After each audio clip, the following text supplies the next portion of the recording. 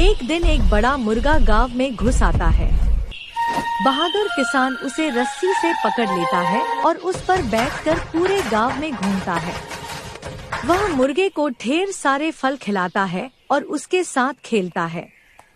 मुर्गा भी किसान को अपनी पीठ पर बैठाकर खेत ले जाता है।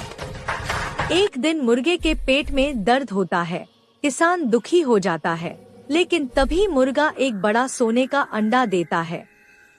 फिर मुर्गा रोने लगता है, क्योंकि किसी ने लाइक और सब्सक्राइब नहीं किया था।